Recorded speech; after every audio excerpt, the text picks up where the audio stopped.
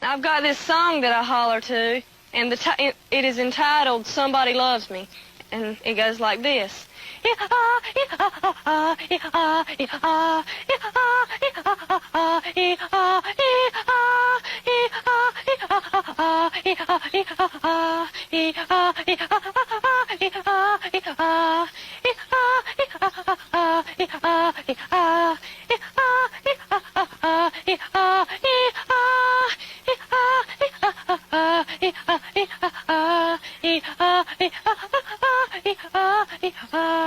TBTL.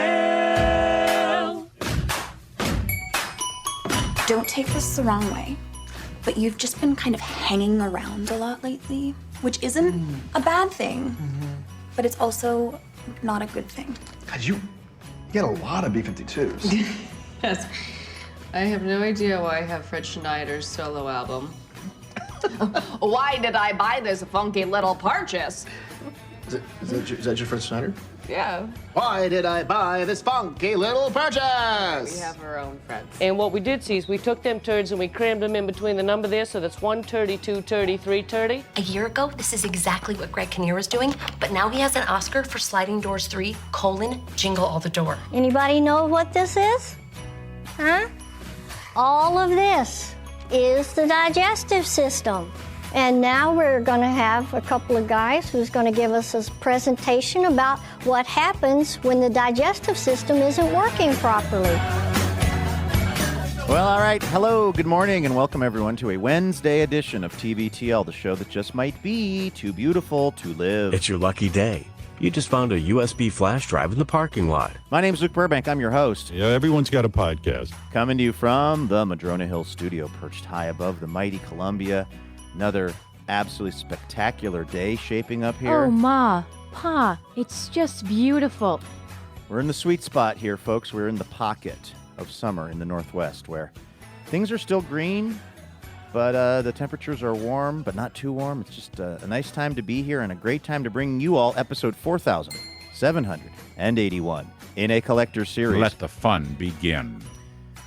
Things got a little negative on the podcast yesterday, mostly by me, talking about the frustrations of being a Seattle Mariners fan and how things never go our way and how the season is lost. But I have some great news.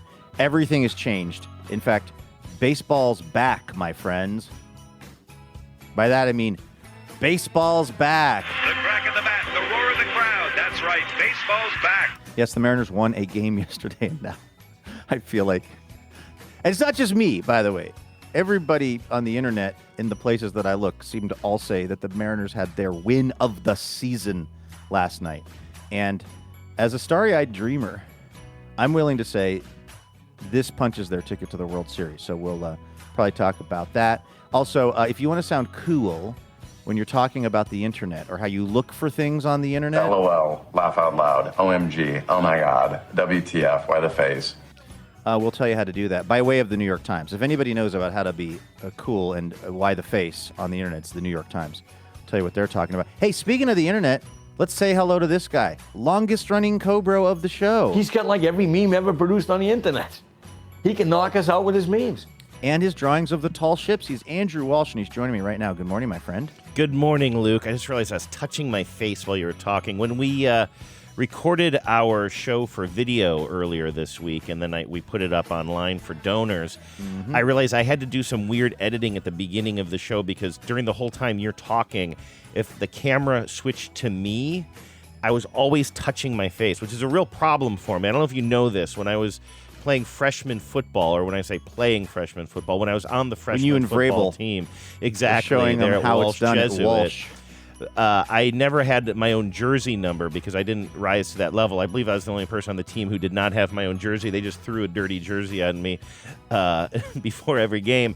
And one time I asked my mom, well, how? She said, oh, I always know which one is you on the sidelines there. I'm like, how do you know? I have a different number every time. And she said, because you're the one who's always playing with your face mask. And that's me. I still do that. I didn't notice when by the way, somebody, I should find who said this. Somebody said that what we need to call the episodes of the show that we're releasing as a video content as well, we need to call it TBTV. Oh, instead of TBTL TV? I like the TBTV. although adding more and more That's letters is kind of funny. Like when we went from using a technology called ISDN, and then we switched from that to IPDTL, and it just sort of felt like we're just adding more and more letters to the technology that we use. I had it slightly wrong. It was from listener Ian. Hi, Ian. Ian said the donor-only televised segments should be called TVTL. Oh, TVTL. That's pretty good. Television from Ian. Yeah, TVTL. That Just works. that it sounds like TBTL, but it's TVTL. It also kind of doesn't make sense, which is in keeping with our overall brand. And it muddies the waters even more. It confuses the issue. It would involve a lot of explaining. Yeah. I don't say that as a criticism, Ian. I mean, you get the show. Yeah, right? Yes. TVTL. So all of that is to say, sorry, my brain is in a million different places. I didn't right think now, you were but touching your face. I think I was touching amount but is what I'm trying so to what tell I you. need to do is what I'm trying to do is today is a show where we're probably not going to be posting this as a full video podcast, right? No, I've already ruined it. We both we both did our duty there, but I need to use some gave all gave some. I need to use these non-televised TVTLs as practice to get the ticks out, to stop touching my face all the time, and just pretend that I'm presentable for once in my goddamn life is what I'm saying. I see. So your approach is be disciplined. It's to like hone in your discipline. Yeah, not to let all I don't of think my, I used hone correctly there. It's not to get it all out. No. Where you just touch your face like 1,000 times today when we don't get to see it, and then when the next TVTL show you have no touches left. No. It's not that. It's just practicing.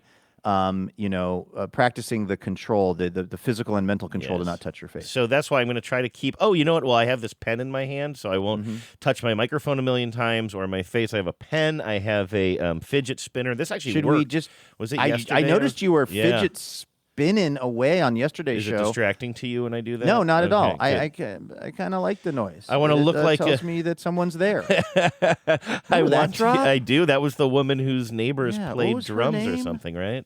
I would never know her name. That was before my time. Gladys? Wasn't that when you're on the radio?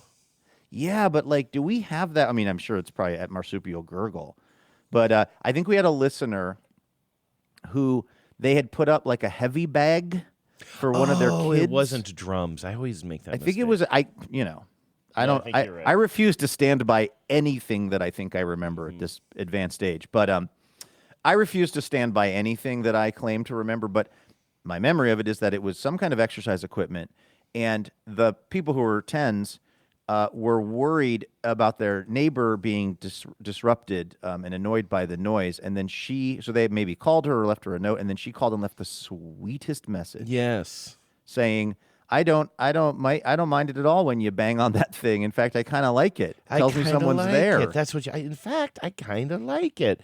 I'm trying to think of what the search term would be on. I know, and the problem is that's from my era, so we don't have a chance. I know I don't have it, and then I'm going to Marsupial Gurgle. That's where I'm here. I'm on the Hey Gurgle website. I forgot that Lynn named it Hey Gurgle. That's so good. Let's see, let's see. Hey Gurgle. So we should be able to search this theoretically. Yes, but that's why I was saying that I don't know the term to use. When I type in "I like it," I get 387 results, which I'm happy to go through all. That's of them. That's a lot of voicemails from that lady. Was she all right? Yes. Let's see. If I put quotes around it, I'm down to. Oh, that was 387 pages of results, by the way. Now I'm down to 19 pages of results. So I don't know the best way to go around finding this right now. Was it like Gladys? Would you be open to just doing some of the best feedback? Whatever it is, yes. Nose stuff with me? I thought you'd never ask. We always get great feedback when you and I accidentally stumble on just playing a bunch of drops in a row. I swear it's what brings people. Oh, in fact, you and I were having we never acknowledged it, sort of. We never mentioned it by name, but while we were waiting for our live feed to begin from Valley City, we would kind of start the cameras. We'd start the stream, but we would maybe have 5 or 10 minutes before the show actually began. And so we would just play rights-free music to keep the people in the chat happy or let them know that we're sending audio down the line. And then you and I just started having little drop wars over top of the music. Or I don't know if they were drop wars. They were drop peacetime actions, and Yes. and call it a war. it was so. Did you see my did you see my post the other day? I said maybe we wouldn't have so many problems if we raised our kids to play tug of peace instead of tug of war. Did not get the engagement I was hoping. Honestly, that's honest a with pretty you. solid spoof. But anyway, people love just random drops. I'm just saying that we should do. It's an easy lift, and people love it. There was another thing that we meant to do when we were in Ohio, and I forgot, and I would have done it right now, except it's on my road computer, which is, I just have, speaking of our friends at Marsupial Gurgle, I just have like an Andrew Walsh section of drops. Oh shoot! And yeah. they're all titled very well because our friend Lynn, I believe, is the one who pulled them and organized them and has a good system for this. Somehow, and Lynn used to send me stuff to play for you, to intro you. And so through the various migrations of audio on my different computers, the computer I was using in Valley City had just this big chunk of Andrew drops, and we were just playing them for fun. And I was like, oh, the listeners would freaking love this. Unfortunately, I don't have it on this computer, but I will next time I'm on the road maybe. Now, listen. Do you know what the lady says? I just remembered it in my head. She says, "It does not bother me." Right? That's what she says. And now I'm looking to see if I can find that under that search term. And I'm wondering. Fran. Fran. It's Fran. We did it, Joe. We did it. How about this? Let me see here. It does not bother me. Here, and then the next one is. It does not bother me. In fact, I kind of like it. Fran, we did it. Can you Lynn, play the whole thing? Thank you. That's all I. Oh, that's all got. that's on Marsupial. Yeah, that's. But Now, still, though, that's closer than we got, and now you know That's the name great. is Fran. Maybe you can look through your own archives. Because guess who Gladys is, Andrew? The character. I love Jesus, but I drink a little. Oh, That's from Gladys. the Helen show, right? Or Ellen. That's from Ellen DeGeneres, right? Oh, I think you're thinking of Helen DeGeneres. I'm thinking of Helen DeGeneres, who was at January 5th. Where was she on January 5th? No. It was her and one of the other Bob's Burgers guys. Isn't that where that tape originally came from? That phone tape isn't TBTL, right? It's somebody Yes. calling into the Ellen show. I think that's a really good memory, actually. I would not have been able to pull that, but yeah, I think Jen became quite enamored with that. With that, I think a semi-regular caller on the Ellen DeGeneres show. Yeah, because you can get there's a lot of merch around that, and when I see it, I think of TBTL, but then I remember, oh, that belonged to the world, not just TBTL, right? Oh, I love Jesus and I drink a little. Do we have merch for that? No, the world has merch for it. That's what I'm saying. Like sometimes you'll just see in an Etsy shop or something a mug or like it was a big deal in the Ellen verse, but because I don't watch Ellen, I just think of it as a big deal in the TBTL verse. You didn't watch Ellen because you thought she was too nice behind the scenes. I right? did. I had heard but now all that of info has these, been updated, have you considered dipping back in? Yes, I am. I'm watching I'm watching the backlogs. I have just such a weird take on that. The Ellen thing and even the Steve Harvey thing. I don't know if I just am like in the pocket of Ellen and Harvey or whatever, but like I don't know. It just sounded like they weren't super nice. Maybe I just didn't dig into it enough, but like I failed to be offended by anything I heard about their behavior, but maybe I just didn't hear enough gross details of it. But I was just kind of like, I don't know. Some people just aren't that nice, I guess. Like, is that big of a deal? I think with Ellen, it was the fact that her public persona was so identified with just being a ray of sunshine and kind of aw shucks bonhomie that the people. My guess was that for the people that worked for her, who felt diminished by her or just felt that she was like really not a very nice person, it was important to them that the world actually know this information instead of buying into this lie, in their opinion, that she is a nice person. Yeah, I mean, I guess what that makes a lot of sense. And again, I didn't hear the horror. If there are horror stories, I didn't. Well, that's hear the them. thing, though. They weren't. I don't think anyone alleged any. Certainly, there was nothing, physical or inappropriate in a sexual nature or anything, or verbally. I don't think even anyone said verbally abusive. I think it was just the basic story was just like everybody was really stressed out on the show, and everybody kind of like dreaded Ellen being mad at them. That was just kind of like basically what was going on behind the scenes bore no resemblance to what was going on in front of the scenes, and they just kind of wanted people to know that. It does not bother me. I did not mean to play that, but it also made me chuckle. Sorry about that. No, you're right. I see the drop war is heating up again. It's a drop. We had a military action. It would be like when my mom. I remember being a little kid, and like my mom would be yelling at us. Right? Maybe we had done something wrong. Maybe we hadn't, but we were being yelled at by our mom, and then the phone would ring, and she'd be like, "Hello," and like the most like, and you're just like, "Oh, come on! You can't put on that face for the world when you're treating us like this backstage." And that's what I said to Ellen. And I think that was one of those things too that I felt like it was. It sort of resolved itself in, I think, a fair manner, which was she wasn't quote unquote canceled. Like nobody was saying she's not allowed to host a talk show. They were just saying, hey, you might want to have this information. And then, she remains fabulously wealthy. She actually released a stand-up special that I think Becca really? and I watched just out of curiosity. Was it any good? I remember thinking it was fine. It was I actually really thought in her early stand-up days before she had the sitcom Ellen, I remember thinking Ellen DeGeneres was a very funny stand-up comic. I was like a fan of her work in whatever that would have been, the late 80s or something, where like you and I talk about those various, what was comic blend, or what was the there's 2 Drink Minimum hosted by Mark Maron, I believe, who would go on to be a podcaster and then quit podcasting. I haven't heard of him. I don't know if you know about this fella. There was Rosie O'Donnell hosted one on VH1. Like I just watched Premium Blend many. is what I was thinking Premium of. Blend, was that a stand-up show? It was another stand-up show. They found a brick wall somewhere, sure, and a microphone and a jazzy intro, I'm sure.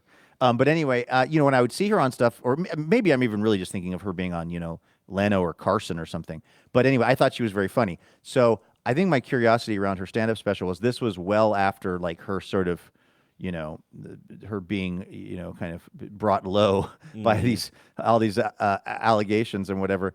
And she seemed to be, she talked about it in her stand-up special. I thought she acquitted herself fairly well. I mean, I would give it it's like I wasn't cracking up, and I'd really been looking forward to cracking up. I was really looking forward to cracking up. But I thought it was sort of fine. The only comedian, there's like 3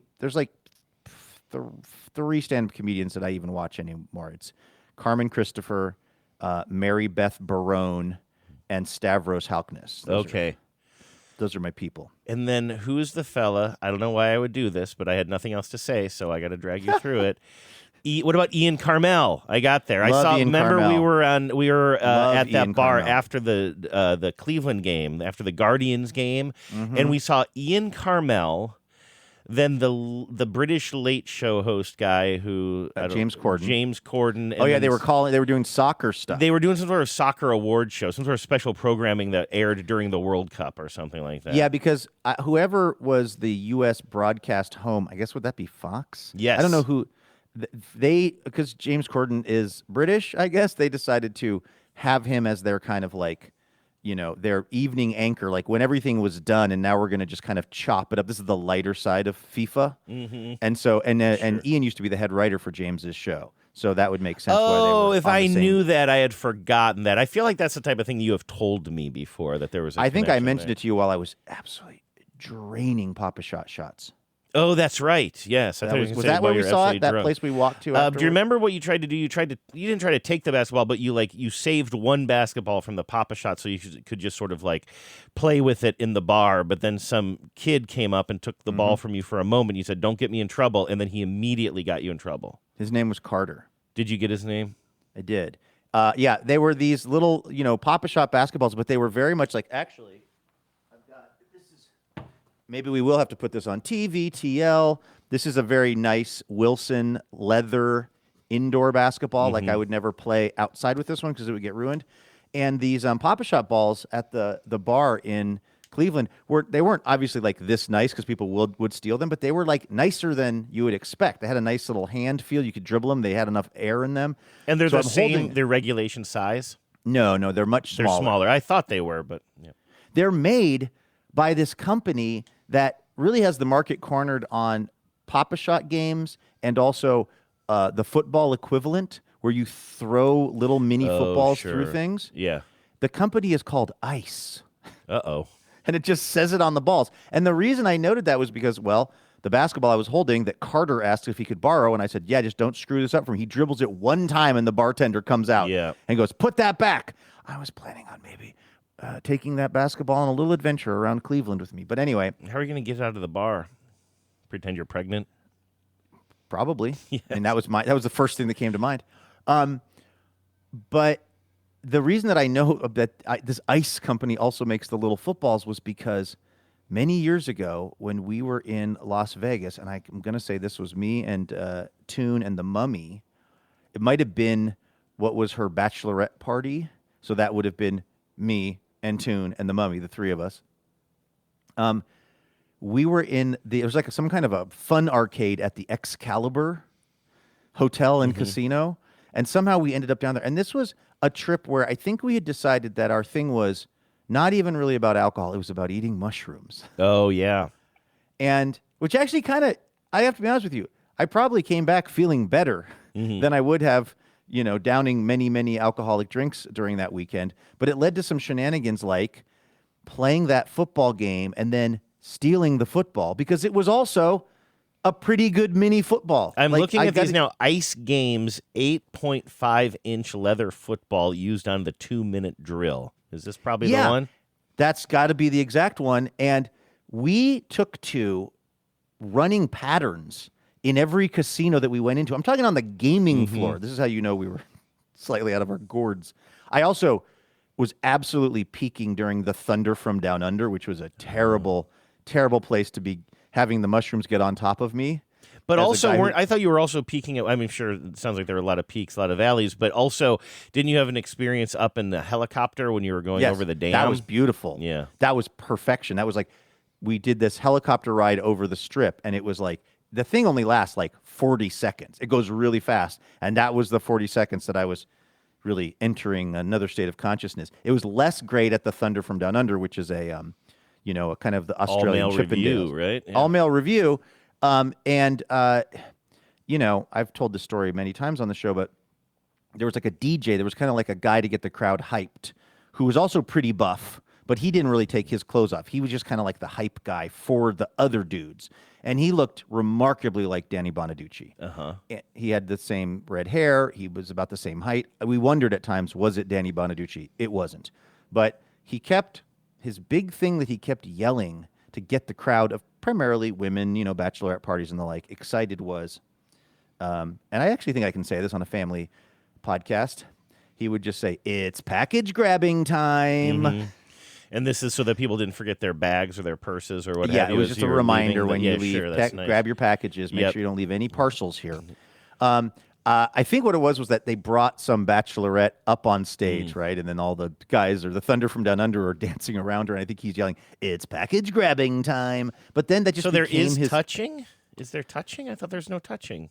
Well, if Timu Bonaducci was to be believed, it was package grabbing time. But then my memory is he just kind of kept saying it throughout the show. And then I'm just like, I'm looking around and the Mummy and I are, I think other than the men on stage, the only men in the room, which under normal circumstances wouldn't bother me at all, but the mushrooms were really working on my brain about like, kind of like, are we out of place here? Or would they call you out potentially?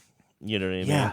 Are they gonna ask me to come on? Are they gonna ask me to join? Are they gonna recruit me right here? Is my life about to change? How passable is my Australian accent? Good day, mate. Can I hide these muscles so that they don't realize how attractive I am? But we also, that trip we ran around, literally like the casinos, just running patterns and throwing that football to each other, and it was one of the most fun things that's ever happened to me in the city of Las Vegas. Well, I mean, it makes sense, too, because I understand that the floor of a casino is one of the least regulated places. Like, they had no way of putting eyes on you. How in the world did you get away with this? It was a crime of opportunity. I just think it was like, I would tell Jessica, I'd be like, okay, run down to that kitty glitter machine and then go behind it, and I'm going to hit you over in this next lane. And then she would, and I would just throw it to her, and she would catch it, and then we'd go somewhere else in the casino. I don't know.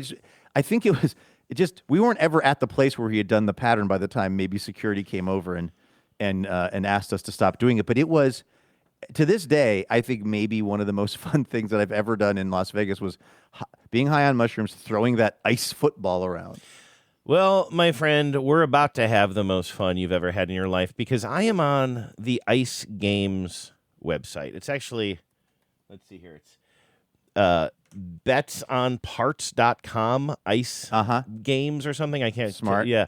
Oh, I see. It's Betson Imperial. So it's Betson Parts. But anyway, you can go on and buy all kinds of replacement balls and doohickeys for all these games that you see in bars and arcades. Because people keep stealing them because they're high on mushrooms. Yes, and so you can buy 10 of it so remember before when I was talking about this little football, it says you need 6 of them per game. I was like, what do you mean? Yeah. Oh, because you are somebody who has one of these 2-minute drill football games in your establishment.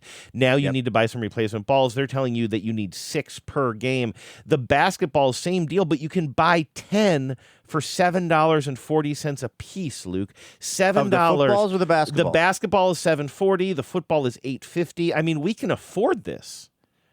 Do you think this is an official TBTL purchase? Like maybe we start bringing them to listener events? That's what because I was thinking. I'm looking at this football, man, and it is exactly the one. And you'll be unsurprised to know I brought it home. It made 2 to 3 moves with me of different homes, and there would be times people would be over, again, maybe some adult beverages being consumed, and I'd break out that ice official ball, and we'd toss it around. It's also much smaller than a real football. If you ever tried to throw an actual NFL-sized football, you're like, how in the world are they doing this? Like, it's impossible for like a normal person. So this is perfect. It's small. You can throw a cool spiral with it. It's a very fun thing to have. I mean, I don't know if I need 10 of them. By the way, to get them for $7.25, we have to buy 50, which even by my standards seems excessive. You know how I always like to have multiples of everything? One for every listener. Let me see here. Buy 10 for $8.25 a piece, right? Yeah, I'm saying if we wanted to get the lowest price point, oh sure, the $7.25. we could get that down to $7.25. We're willing to buy 50 of them. I don't know about that, but you know what? I do know about that, and I do know. I mean, look at all of the things you can. There's a whole gaming section here, but you can buy new buttons for your pinball machines and your. What am I thinking of? What's the old one-armed bandit, although there are no slot machines. There are no arms on slot machines anymore, huh? It's hard to find a machine with an arm. Yeah, they got rid of those mostly, although they still exist. And sometimes if I'm playing those machines, a machine with an arm, I'll just pull it just to try to change up the mojo. Which is as opposed to just science. hitting the button, and then you're just like, I'll just pull the arm. I would. It's funny. It's funny how they just turned the water up on the frog that is me and other people who tend to like to gamble, which is, I was never a big slot machine guy anyway. I would play a lot of blackjack and stuff. But on occasion when I would play the slots, I loved, in the early days of me going to Vegas, I loved the experience of if you won, you have that a little plastic bucket and it just dumps a bunch of quarters in there. And it's like kind of fun and tactile. And then I remember when they were like, we're not doing the coins anymore. I was like, this is BS. Yes. This will nobody's going to play. The fun part is getting a bunch of grimy ass quarters and dealing with that. Yeah, and they're like, tokens. No, or tokens even. They're like, no, we're just going with the paper ticket now. And I was like, that's so unfun. And then it was like, we're getting rid of the arms. We're not going to do the pull arm. And I was like, what? I love doing that. That's one of my favorite parts of it. And now I forget that those were even features, and I'm like, oh yeah, that'd be ridiculous. I wouldn't be carrying around a bucket of tokens or quarters anyway. Like, this is so much. Still easier. sounds more fun to me. By the way, there's also a game called, and this is like kind of an arcade game. It's like a structure that's kind of like one of those toy arm grabber games. Yeah, but instead it's called Pop It for Gold Extreme, and it's some sort of huge balloon that I guess your thing is you buy your way into this game, and then you push a button, and I think it expands a little bit more. Whoa, and then if you're the this. one who pops it, and Luke, we can buy this game, and we can buy replacement balloons for this game. I'm somehow more excited about the replacement balloons. That's incredible. Are you watching the video that I'm watching right now? No, I'm just looking at it on the internet. But it's about to blow. It's you know what that's sort of like the cousin of? Have you ever seen they're called like skill dozer. Yes, where it's pushing. like piles Yes. of coins and things, and then it's pushing ever closer, but somehow not ever going over the edge. Even though it No. looks so precarious. This kind of edging effect of these games where it's like, is it close enough? Are the quarters going to fall over the edge? Is the balloon going to pop? So I just have a shaky handheld video from somebody's phone, I think, Good enough for in me. some sort of an arcade of somebody playing Pop It Extreme ticket Yes, redemption I'm watching this game. too. I love this sound. Is it the sound of the I beach? see. So there's a little kind of like arrow that is spinning around a wheel, and where that lands, I'm guessing, is going to indicate. Am I reading that right? You know what? That was at the beginning. Oh, it blew!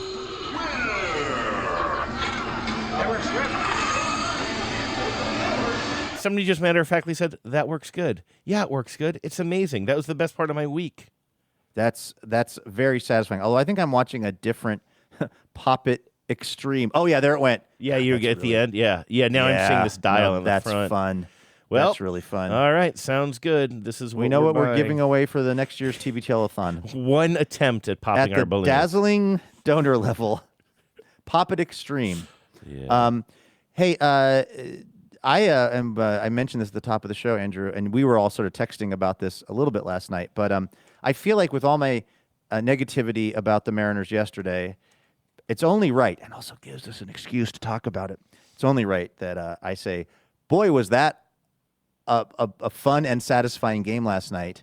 And while I wasn't exactly right, because I thought we were going to actually just come out and really like blow the doors off it, like it might be one of those weird 10-2 games. That was not what it was. Mm-hmm. It is crazy to me. Okay, so we are the Seattle Mariners baseball team has been playing very mediocre this season, and it's been causing many of us fans great frustration. And they were, as of yesterday, going into Los Angeles to play the Dodgers, who are, I don't know if they have the best record in baseball, but they're two-time defending World Series champs.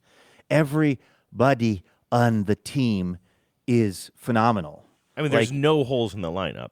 It's did I say this on the show yesterday? It's like a video game. If you just like had a cheat code and you're just like, oh yeah, I'm just going to take all the best players and just put them all. I know, on this and one that's team. part of your frustration. I think rightfully. Yeah. And so we were like we just had a really bad series in Texas against a team that's not nearly as good as the Dodgers, and now we're going over to Los Angeles, and now we're just going to get spanked, and the season will be officially lost.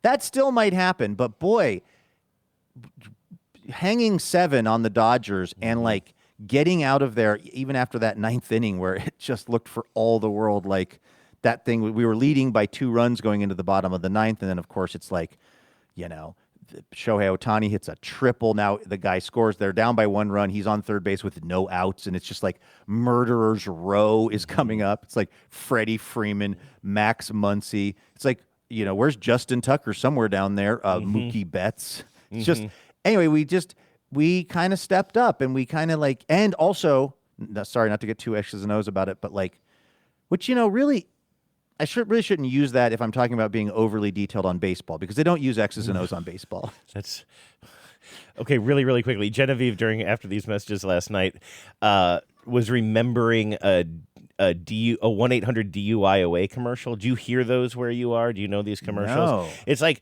he's a lawyer who's got a very Better Call Saul sort of presentation in these radio ads, and he likes to make his ads like they stand out. They're kind of funny, but they're filled with puns, right? Is he a Seattle guy? Yeah, I think it's a kind of a Seattle area guy, and he'll be like. And he has one that's all about baseball, apparently. It's like, because remember, after the game, it might not just be the bases that are loaded. It might be you. And it's all this thing. It's like, don't drink and drive, but if you get caught drinking and driving, call me.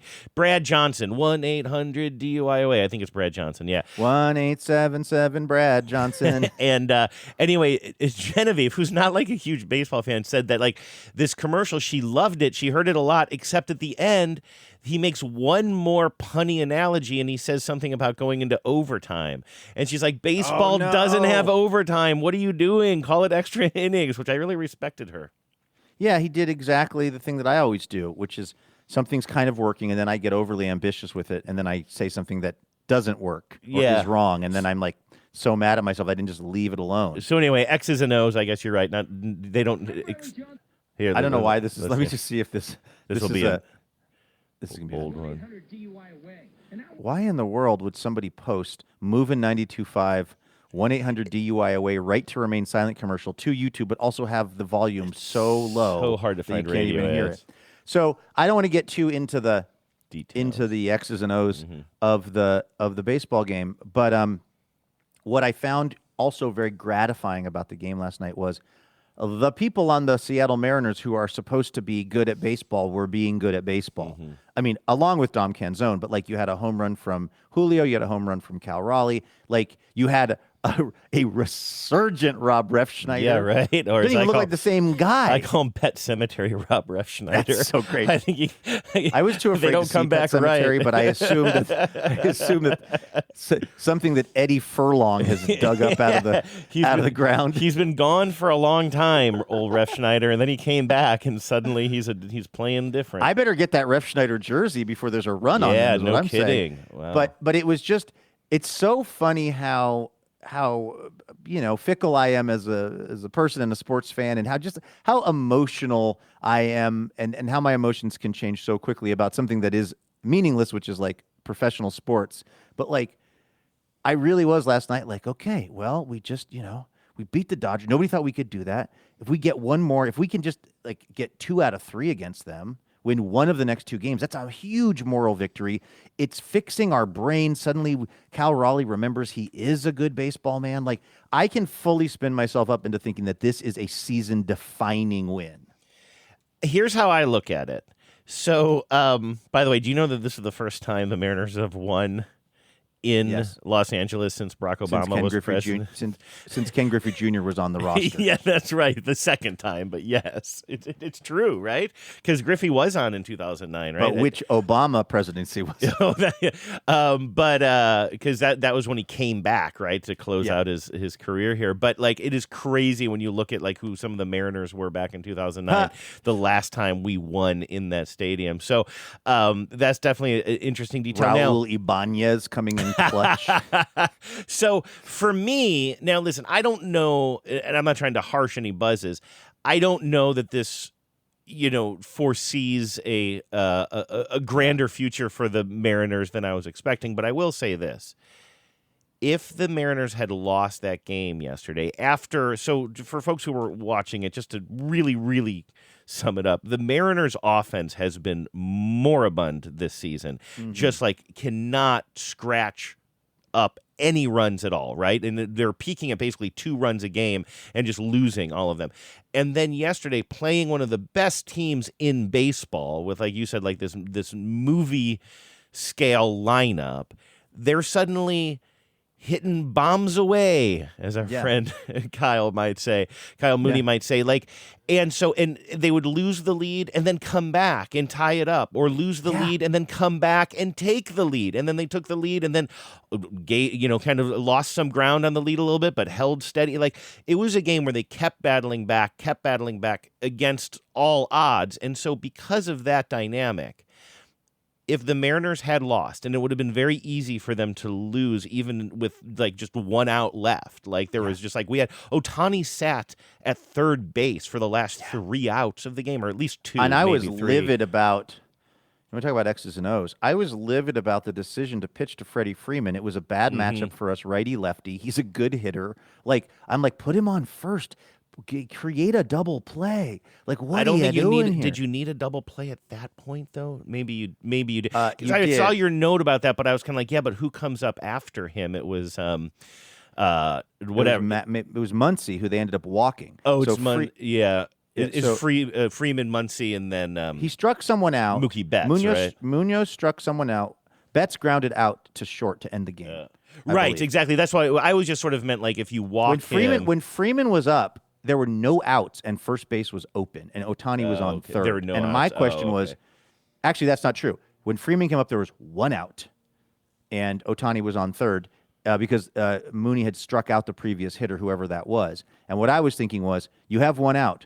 It's Freddie Freeman. It's like a righty-lefty matchup. It's bad for us. He could easily yank 1 out to the short porch. In fact, he may have already. No, Muncy had hit a home run already that game. But I was like, put Freeman on first, and then you have at least a chance for a double play to end the game. Like, what are you doing? But It worked. Freeman grounded to Naylor, I think. Yeah, that's why I thought that's why I didn't totally. First of all, I think you were slightly behind because your text came in after it had already worked out. But I remember so I guess I wasn't thinking about the double play opportunity, but I remember thinking, but if you walk Freddie Freeman, who's up next? Max Muncy, who already hit one home run this game. It didn't sort of seem like a relief. Well, I was for like, me, walk the bases loaded. Yeah, you create a force at home, which is something that I don't understand in these scenarios. Like, now in that case, it's like you don't want a guy on second and third because that means the winning run is in scoring position. But once that happens, once a guy's on second, which by the way, whoever it was stole second. They ended up with a guy on second and third, and they just let him steal second without even trying to hold him back, which is putting the winning run in scoring position, which was like really stressing me out too. But yeah, there's a certain point where I'm like, you know what? Let's load the bases. Let's create a force at every base. Let's create a force at home. Why not?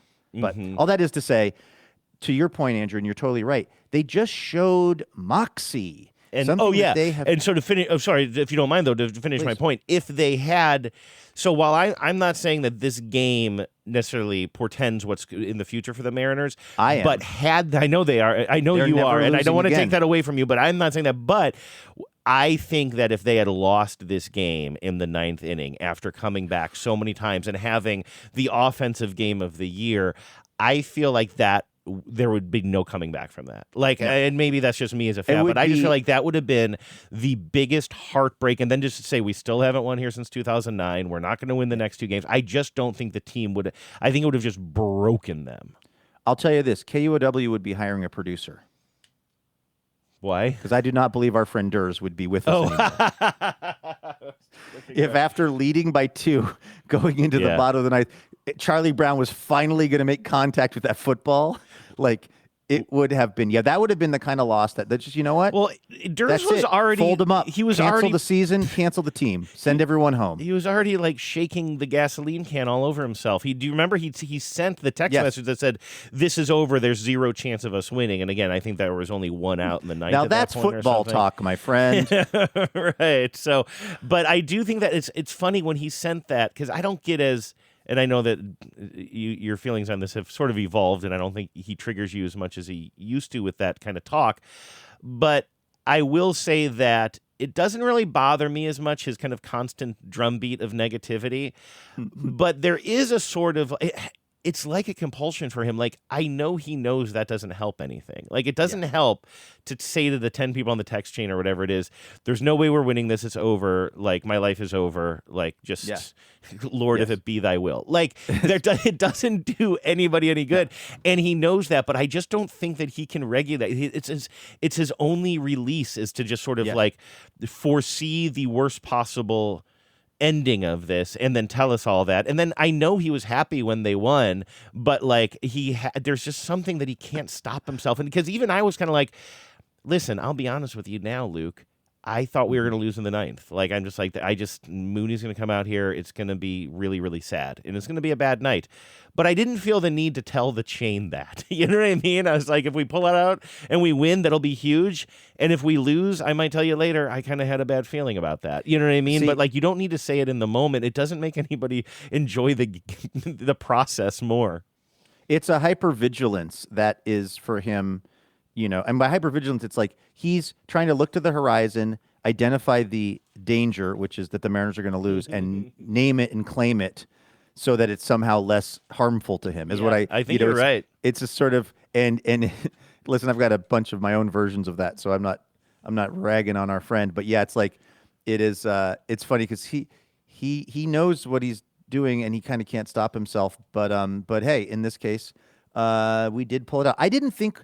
Going into the bottom of the ninth up by 2, I didn't realize at first that Ohtani was coming up. Here's one last thing that I'll say, and then we could maybe talk about something non-baseball related. But, like, I also kind of feel like Ohtani went, did he go 3 for 4? He had a home run and a triple. Mm-hmm. And I think he was 2 for 3 when coming up in the ninth. So I think he went 3 for 4. He had a home run, he had a triple. I mean, we kind of took his best shot and we won. It is statistically unlikely, and I will probably rue saying this, but it's statistically unlikely. He's not going to do that every game of this series. And so, I mean, yes, he always could. If there's any player who could or would, it would be him, obviously. I was saying statistically, it's unlikely that he will have that kind of production each and every night. So it's like it makes me feel actually also kind of good. Like, okay, we took a roundhouse from like their best guy, and we actually managed to to sort of somehow come out on top. So I am, of course, now my whole life is now reoriented around tonight's game.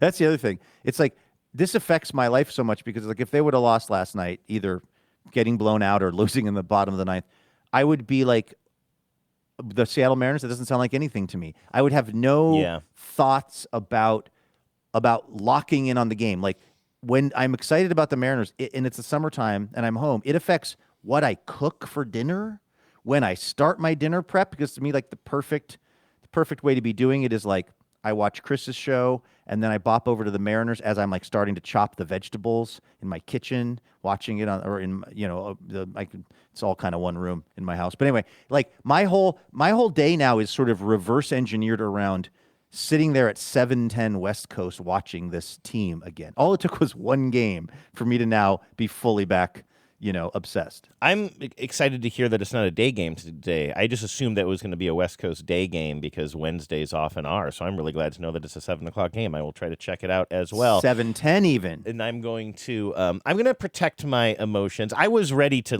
not even pay attention to this series. I just assumed we were going to get swept. So I feel a little bit like a bad fan. It's almost kind of like, well, we even won. Even just winning one, I'm a little bit more I don't know, apathetic about what happens in the next two games in the series. Like that's how down I am just about like maybe the team. That's funny. We have the opposite reaction. But no, I mean, hey, maybe you're right. Maybe the Mariners will never lose another game this season or ever. It's too early to know, but I'm leaning towards ever. I mean, if you look at recent results, I don't see any reason why they'd ever lose another game. It's one of the things they always say. It's more fun to win. During the ads for like investment and other financial programs, past results are a guarantee. They say of future results. That's exactly. what they always say. They have to. It's legal.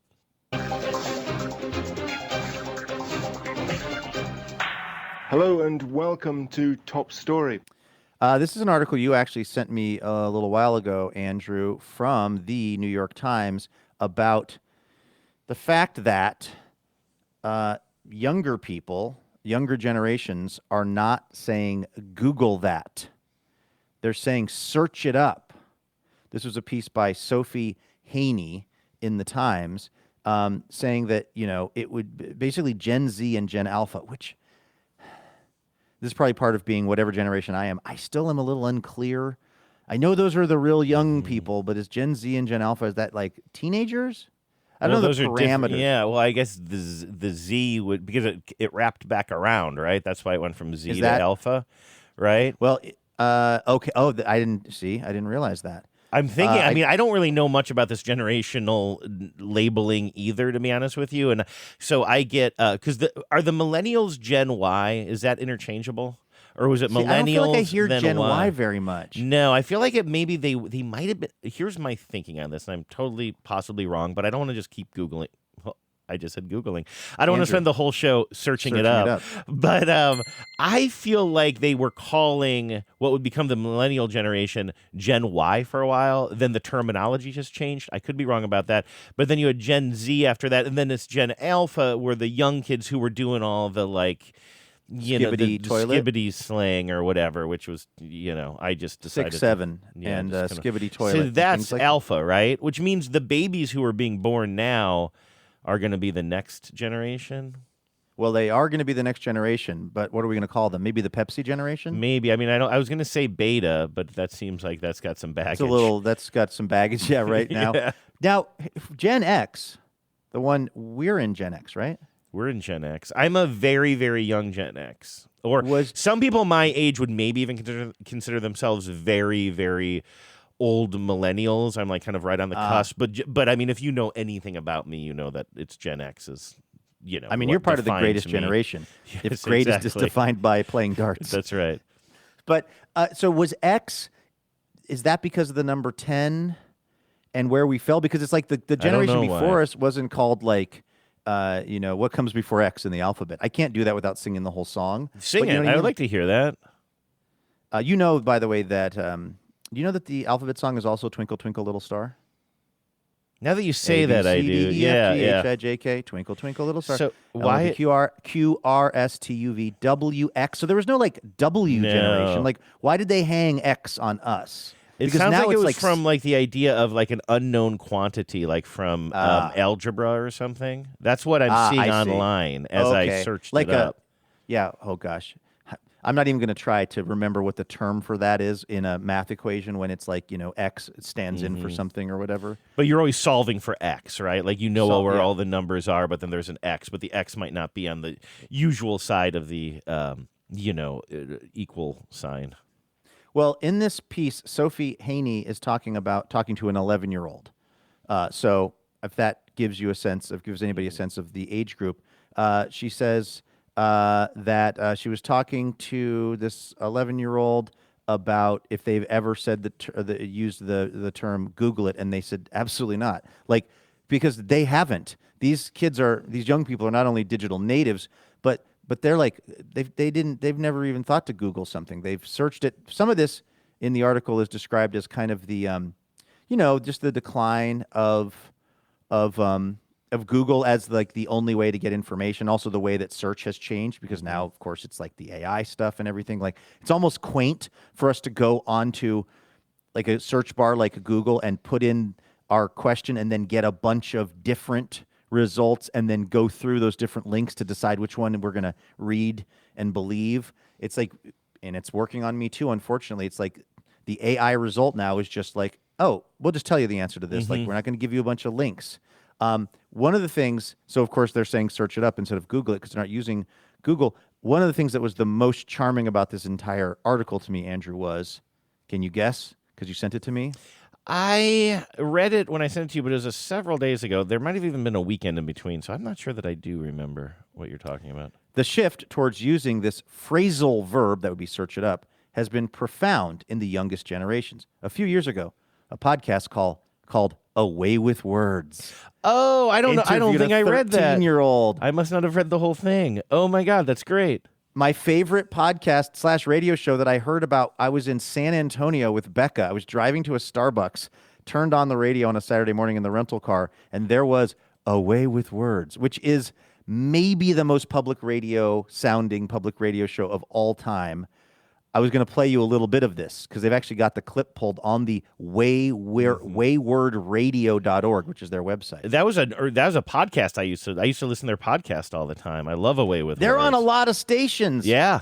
This is right up my alley. And I feel like the hosts have changed because I feel like Bob Garfield or something used to be a host of Away with Words, but I could be wrong about that. Really? Like in addition to On the Media? You know what? I might. Yeah, it would be in addition to, but I think I might. Thinking of Bob Heathcliff? I'm thinking of Robert Heathcliff.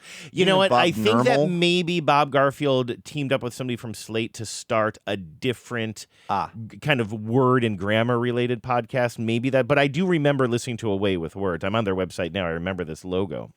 Well, so when I heard it in San Antonio, and I think I literally the next Monday told you about it because I was like, it's the most charming name. And I thought it was just this folksy local show in maybe San Antonio or something, because it really does seem like it should be Carrie Brownstein and Fred Armisen, playing very kind of, sort of sweet, but what's the word? A sincere public radio. You're listening to Away with Words. It almost seems like an SNL skit for a public radio show. But then I went and just the other day when I saw this link, I went and I looked at their carriage, the list of all the stations are on. They're on a lot of stations too, so it's working. Yeah, that's how I first heard about them. I don't remember your discovery of this because I feel like I would have said, because I know that I was pretty locked into Away with Words for a while. By the way, the Bob Garfield show that I was thinking of, which was sort of similar, was called Lexicon Valley. I don't know if you remember that. And it looks was that with that other guy who was on Fresh Air? Mike Vuolo, Bob Garfield, and John McWhorter. And I don't remember. Oh, John McWhorter. That name doesn't as much ring a bell. I know John to McWhorter. me. I've interviewed him before. Okay. He's a linguist. He's at Stanford, I believe. They're still, the last episode came out a day ago. So Lexicon Valley is still going strong, which is exciting for me as well. So, but anyway, I could bring both of these into my life again. Who was the guy on Fresh Air. Oh, Jeff Nunberg. Remember? He was their linguist. This is when I knew that public radio you've was mentioned not this before. Public radio was not like other radio that I was going to be listening to because I didn't grow up listening to it. And then when I got into it, it was things like Fresh Air that I really loved. And it was like Jeff Nunberg is Fresh Air's linguist. And I thought, you have a staff linguist? You have a staff linguist. And We he would should do have these one. great essays just about, I mean, this exact thing, the way that the use of words changes or phrases or things he knows. And I always remembered he was at the Xerox Center for Language at Palo Alto. Like it was like a Stanford, like Xerox had like paid the money to name the building where the linguists work at Stanford. Yeah, right. Okay, so here is. You're going to play a little bit of it? Cool, because there was one other part of this article that I just wanted to mention as well, not to get away with the away with words thing, but don't get away with words. The thing that like struck me about this is because I don't know if I totally buy into this premise, but the article says one of the reasons why the term Googling it is just sort of like dissipating isn't because I told Genevieve about this story. She's like, oh, is it like because of a generational rejection of brand names or something? And it's not as explicit as that or intentional as that, maybe I should say. It's just more, according to this article, that we used to say Kleenex a lot interchangeably with tissue, Kleenex being the brand name, or me growing up, I don't know if this is universal, but saying, hey, where's the saran wrap as opposed to the cling wrap or whatever you would call it, right? And according to this article or a linguist they talked to, it's just that once the brand name, the novelty wears off, the norm sort of reverts back to calling things by their generic names, and that more people are saying tissue now than Kleenex. And I was just wondering, is that true? I never said Kleenex growing up. We always said tissues. Where's the tissue box or whatever? But do you think it's true that people these days are more likely to say tissue than Kleenex than, say, 40 years ago? I didn't buy that either necessarily. That just the novelty of calling it a Xerox machine, I guess I might call it a copy machine. But like, yeah, I don't know if I totally bought that either, that's why we would not be saying Google it as much, because we go through a phase with one of these things with calling it Velcro. First of all, no one's calling it hook and loop technology. Not as much yet. as we like to joke about that on the show, that is 100% not worked. We're all calling it Velcro. That's what it is. And I think if I remember right in this article, she also mentions that there was a point at which Google was kind of didn't want people using it as a verb for the same reason, that the Velcro people put out the hook and loop technology music video. So like Google for a while was worried that if they called everything Googling, it would sort of water down, I guess, the Google brand or something. And I don't think you can protect the trademark anymore once it becomes too much in the vernacular, in the popular What about vernacular. Gorgle? Gorgle, I think, is still, what about... Hey, Gorgle? What about Gurgle? Hey, Yes. Gurgle. But you have to take out the U, so it's Grgle. Or put an umlaut over it, either one. So I just wanted to play you a little clip of Away with Words because this show is adorable, and everybody should go download the podcast and listen to it on your local public radio station. But this is a caller, Sophia, who is describing Search It Up. And so this is like a little, first-person reportage on the topic. Hi, you have a way with words. Oh, by the way, I meant to say, the only note I have for the show is I noticed this when I was in San Antonio. When they're taking calls, they don't say, welcome to Away with Words, or hi there, caller, who's this? They say, hello, you have a way with words. You like it. You don't like that? I hate it. Why? They're They're playing around with words. They're being cutesy. They're being cutesy. No. I believe I'm sure it's working for most of their listeners. I'm just the one outlier who's like, hi, you have a way with words. I know. Again, it just feels like forced. Molly Shannon is saying it from under a knit sweater, which is not a knock of our way with words friends, because again, the show is awesome. But here's Sophia. Hi, you have a way with words. Hi, this is Sophia. I'm calling from Naperville, Illinois, and I'm 13. Hey, Sophia, welcome to the show. What can we do for you? Thank you. Well, I have a question about this term that my sister and I use, and actually some of my friends. Whenever we're going to Google something, we always say, let's search it up. Let's search. Now, it's interesting that she said, whenever we're going to Google something, we say search it up. Yeah, that's why, I'm a little, I don't want to. It's interesting. It's interesting. It makes me Because it sounds feel like a little dubious. She's using Google. Doesn't this in feel the way like that we use Google? Yeah, it seems like it seems like her default is to say to Google, but she's trying to make a point here, almost as if maybe her parents said, "Hey, I noticed some of your." I don't know. I always get too dubious of things, but it's. Do you think that she has stage parents that are trying? I don't to know. Her Like, into I'm the sure she spotlight of loves having a way with words? I'm sure she loves the show. I'm sure she listens with her parents. But it feels to me that she very casually said, "When I Google something, I don't call it Googling it." And I'm like, maybe that's a word. There's something weird. She's familiar going on with that there. term. Yeah, exactly. Maybe. Okay, here a little Up on astroturfing. the internet. And my mom, who is a speech pathologist, she is always correcting us, and she's saying, like, no, it's not search it up, it's look it up. Oh, that's interesting, too. Oh, okay. This is different. Okay. Yeah. I could get into that. Yeah. And so we were wondering, like, is it something that just we say? Is it wrong? And yeah. How long do you think you've been saying search it up? Honestly, since I can remember, Okay. it's what I've said. And your mom, her protest is it's not the way that she says it, so she feels like it's wrong? Yeah, she says that it's look it up or just search it. No. She's not wrong about that. How do you feel about search it up? I think search it up is kind of zazzy, honestly. Yeah, I think it's zazzy as well. I mean, that's one of those things where the mom is not wrong as far as the tradition of how we use language, but also at one point somebody just decided that look it up is a phrase. You know what I mean? Does that have more validity than search it up, or is it just that search it up is new? And like you say, I like it. It feels, I don't know, it feels activated, or it feels like an action to me. Yeah. Search it up, man. We got to start trying to say that. Yeah. Because we're always trying to bring in those younger listeners. That's what'll bring them in. They're like, oh, they don't say Google Gen it. Alpha, Gen Beta, Gen Deca. Maybe we can think of a different word that starts with B for that gen, like Gen Bookworm. Oh, well, what about they don't know what books Gen are. Badass. Kind of coarse. What about Gen Badass Girls Rule? This is my fight song. Okay, of course. Here I go once again with the email. Every week I hope that it's from a female. Oh man, it's not from a female.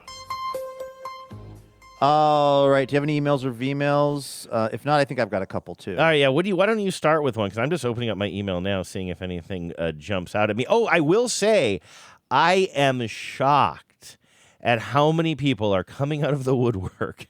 Sorry, I didn't know I was in the woodwork.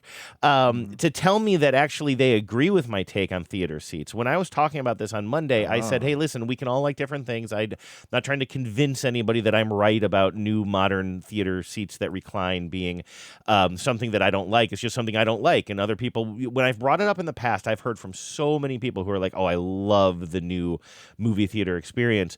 But because of the way I set it up on Monday, saying that I think I'm alone in this, I've heard from so many people who are like, no, I am with you. We do not need to be reclining that much in a movie theater.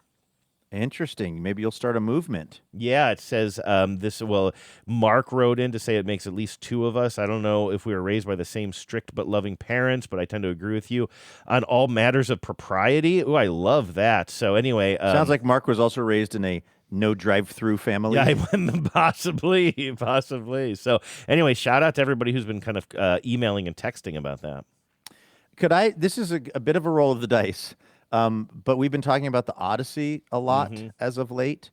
And did you see that listener Eric in Madison sent us I have been meaning to listen to this. An audio. It's his review of the Odyssey. All I know is that it's about 1 minute and 48 seconds. Okay. And I could play it from here. That's all I just can do tell it. you I've been about meaning to I'm listen to it, but let's. I mean, that'd be one way to do it. That would be the professional way, but also we could just run and gun. Well, also, he sent that on July 24th. That was 5 days ago. I've been saying I've been meaning to review it. Clearly, I mean, in the words of one of your favorite traffic reporters, I'm clearly a choke point here, Luke. And so No. I think. I hope you understand, by the way, I was saying I could have previewed it. No, I know. I'm just saying not that you were in trouble for not previewing it. No, we should listen to it, though. Give it a go, Eric. What you got for us? Hello. You've a way with words. Hey, Luke and Andrew. This is Eric in Madison. I was just calling in to talk about the Odyssey. I saw it actually at opening day at like 10 a.m. at an AMC, and that was kind of cool because there was like a couple hundred people there, and so it really was a big event. I thought it was fine, I guess, at the end of the day. My main issue is just that, it's really long, and I feel like Christopher Nolan should start getting into doing like premiere HBO miniseries. Like, I think it would be really cool if there had been like a 5-part Iliad and then a 5-part Odyssey, instead of trying to squeeze something so long and epic into a 3-hour movie, which is kind of too long to sit still. But the other thing, and this might be hard to explain, is if you've seen it, you'll know throughout the movie, they keep talking about the civilization of bronze collapsing because of the people from the sea.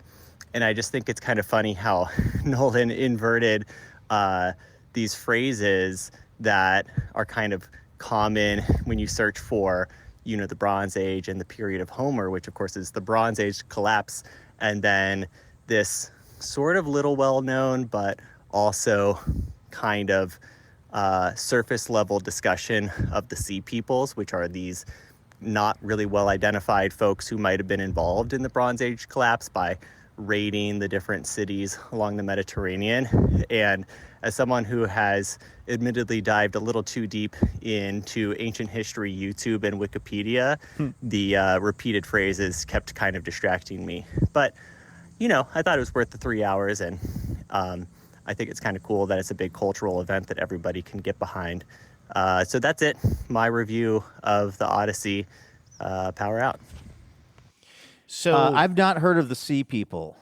Yeah, I don't know what Eric. I wasn't able to, even though I've seen the movie, I wasn't able to actually follow Eric's point there regarding the.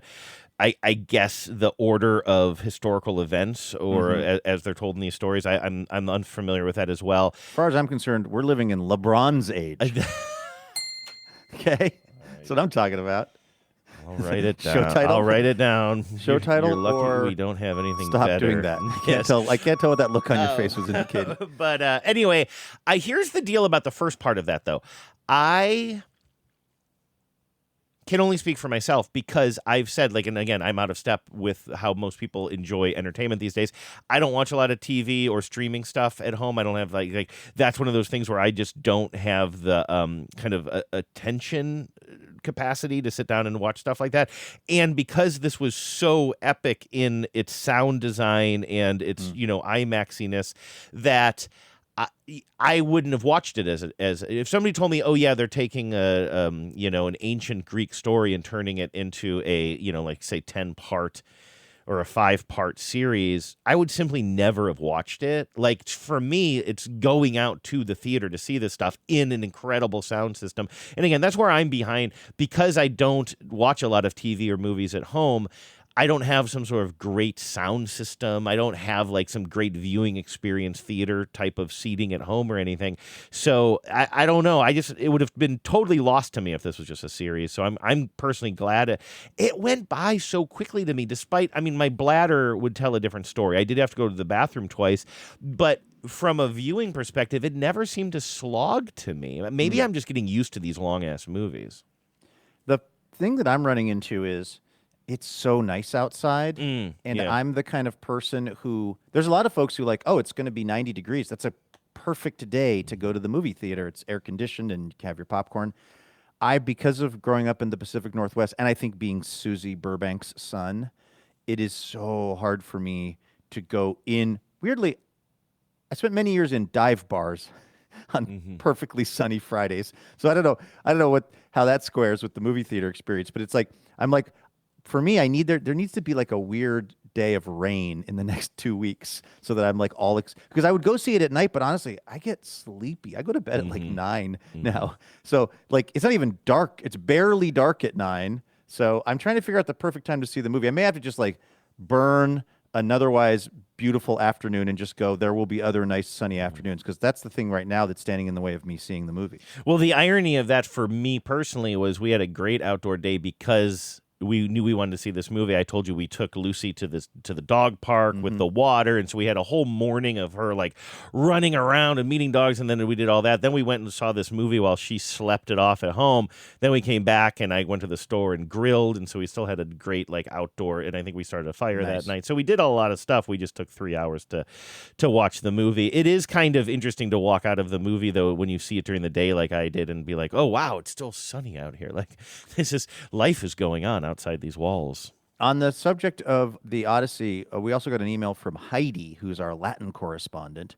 And I'm kind of paraphrasing here because the email is pretty detailed because Heidi knows a lot about the topic. But she says, "Hi, Biz Boys. This may not be interesting to anyone at this point, but I felt compelled to write since I feel like anything related to Greek or Roman mythology falls under my purview as Latin correspondent. I teach a lot of mythology in my classes as well." She says, "I know the big controversy has been the wokeness of the casting choices, but the controversy in the world of classicists has been kind of the opposite. Scenes and characters that some would consider woke are totally left out or watered down. One example is in Homer's version, Calypso makes a whole speech about gender double standards for gods in relationships with mortals. When Hermes comes to tell her that she needs to let Odysseus go home after 7 years, she complains that gods take human women all the time whenever they want, yet when she wants Odysseus, it's not allowed." She sort of goes on to talk about a few other examples she says that the Christopher Nolan version leaves out the sexual violence that the anti-woke people would either pretend doesn't exist or try to normalize.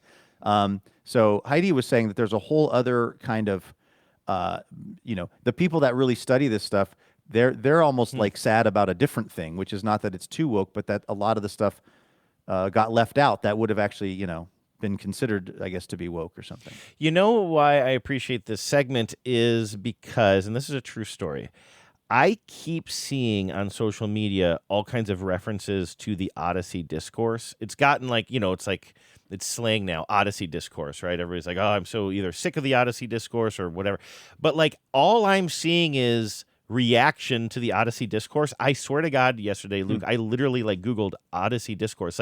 Show me the discourse. I don't know where. Search it up. Where is I did. I searched it up. I was because I searched it in Blue Sky because I keep on seeing all these posts, these sarcastic posts about the Odyssey discourse or whatever. I'm like, all I'm seeing is you guys roll your eyes about the discourse. Where's the discourse? I want to know what the discourse is. I should read up on it. I mean, maybe I just need to turn more to just more standard publications and not just get everything through things that people post on Blue Sky. But that's kind of my entry point to a lot of interesting stuff is when somebody or an organization posts an interesting article.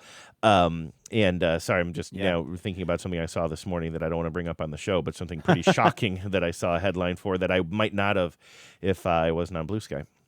One last little thing from Heidi's email. She says, Nolan somehow turned all the selfish or bad decisions Odysseus made into things basically beyond his control. Women characters were missing or their roles diminished, including Athena.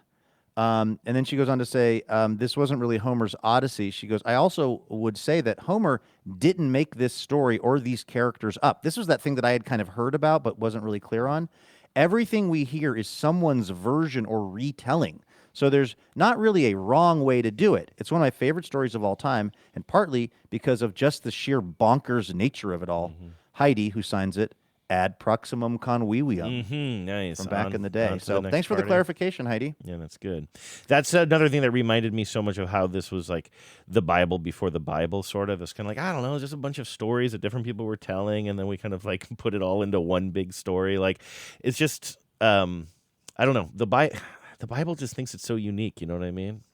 Yeah.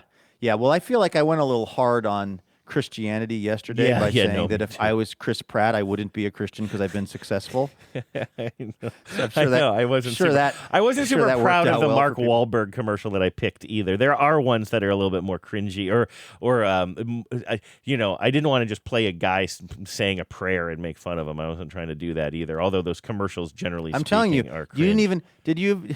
I said, why are you Franklin Gramming us? Yeah, isn't that Franklin Graham? Wasn't he with the preacher's son, or am I? Well, you got mad because there was this thing during the Mariners game one season where it'd be Franklin Graham here with a moment of prayer. Oh, and they'd wedge in that little kind of forced moment of the Billy Graham Ministries, and that was his son Franklin Graham doing it, and that's why I was like, "You're Franklin Gramming us right now." I just thought you were just exact thing. I thought you just meant generally speaking, the Graham, worship stuff. I forgot that they did that during the radio, and then specifically radio, right?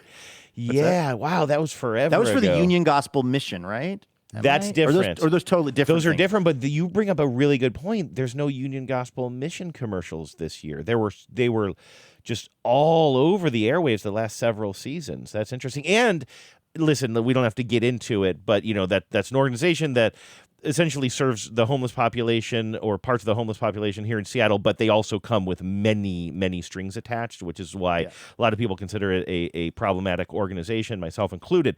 Having said all of that, this is where, as somebody who really enjoys advertising and marketing, if I tried to explain to people why their marketing strategy on radio is so brilliant, but just mentioning the name of the organization is so toxic to some people that they kind of don't want to hear it. But if you remove whatever your feelings are about the organization, the ad campaign that they ran the past several seasons on the radio were so good and so compelling. Would you agree with that? Hard to pull off because Yes. I told you I was helping out a few months ago with a couple of different organizations where they help people who are experiencing homelessness. And you always want to go in this direction of like personal stories. Like that's going to really sort of make the case for why these places are important. And it's actually harder to pull off than you think. And if I remember right, these were like testimonials, right? From people who'd had their life really turned around by the Union Gospel Mission. And they were very effective. They packed a lot in, but it didn't feel rushed. And they were effective refreshed them a lot. They would have like one that would run, like one person's personal story, edited down, very NPR kind of style, little testimonial in a 30-second ad. That ad would run maybe 1 or 2 weeks, and then they would have the next one ready to go. And like you would hear like a lot of these testimonials kind of throughout the season. And like, yeah, again, just talking from a production standpoint, I was always really impressed by those, but they must have just not have decided that the cost involved was worth it, because I have not heard those. Yeah, I mean we used to, there was must have been, maybe it was when I was in, I was going to say, I thought we served Thanksgiving dinner at the Union Gospel Mission. I think we served a different dinner down there once. And I also think when I was in God Uses Kids, again, terrible name, Colby, I think it was Colby 5, kids. God Uses Kids. Oh my God. God Grooms Kids was taken. But anyway, I think we performed at we performed at the Union Gospel Mission, and then we performed at the Lighthouse Mission up in Bellingham. Anyway, which is neither here nor there, but just my experiences with those places. And, they do good work, but also the Union Gospel Mission does come with a very, very, very heavy dose of religion that goes along with it, which I think has I think the jury's really out on the effectiveness of that if the treatment and the care is also locked into you believing that somebody died for your sins 7,000 years ago, and fiercely anti-LGBT. Like really? They fired somebody who then sued them, saying like, you can't fire me based on that. And then they also, how about all hands on won, deck? and they won in court. I think because of a religious exemption. Yeah, so that, and also like in order to receive their help, you have to like go to services. Like the strings are very you have very to much watch attached. Luke put on a play called God Uses Kids. God Uses Kids. Honestly, I think God Uses Kids. There is a chance we should watch that and just review that. Just check out what's going on. Get eyes on it. Let's just all get eyes on that. Do you have any idea, and I know we're trying to wrap it up here, but do you have any idea how long a teacher's impact lasts? Is it for a year? I feel like it's longer than a year, but that's where things get. It wouldn't be a lifetime, would it? That seems way too That's long. too. I don't know. I'm gonna search it up. Yeah, can you please? You don't want to go out with God Uses Kids? Okay, fine. Oh, do you have it at the ready? Oh, I just might. I'm playing this off of YouTube. Sorry, they're making me watch a commercial first. The real question is, will we get pulled down in Romania over will we be pulled down live in heaven? Production? This is going to start with Colby singing, I believe, the song Computer.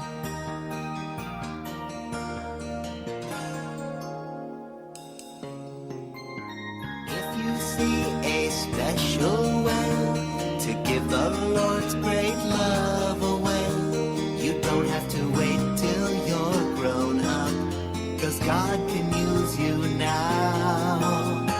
If you want to tell someone the special I forgot how slow jam they are. I want to get to the what's in the box? Get to the jokes. Yeah, what's in the box? Oh, does it not? Is this thing? Can I skip? Okay, good. I want you to. They've got all these little. You know what the problem with this music is? They have to write in a billion little mini solos because there's like 50 church kids trying out for the Fig, and like they got to. It's just a pageant of different kids walking to the middle of the stage so they can sing their little like 20 seconds. And I remember because I had one of those 20 seconds, as did my sister Liz. My sister Liz was the shooby-doo-wop hallelujah girl. There was some like 50s kind of song because praising the Lord makes working lots of fun, I believe. Could you guys do it all again in Minions talk? That's what I want to see. I'm just wondering is God paying taxes on these kids? God uses kids. Praising the Lord makes working lots of fun. This sounds, are we running a sweatshop here? What's going on, God? Anyway. All right, here we go.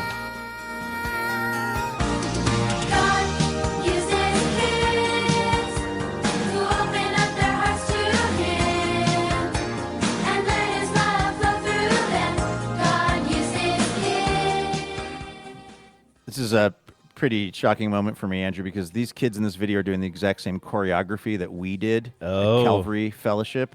So that clearly came with the music. I thought we were just, being directed by a master choreographer there at the church. But these kids are doing the exact same box step that we were doing during God Uses Kids. Are they doing the Ohio, like hang on Sloopy at the ball game? Yeah, they are. Oh, my God, this takes me back. All right. Actually, let's go out with our actual ending music. Let's do this. There you go. All right, that's going to do it for today's episode. But guess what? We're going to be back here tomorrow with more imaginary radio for all of you. So please, if you can, tune in for that. In the meantime, have a great Wednesday. It worked yesterday, so I'm going to say go Mariners. And please remember, no mountain too tall. And good luck to all. They say teachers don't impact for a year, but for a lifetime. Power out.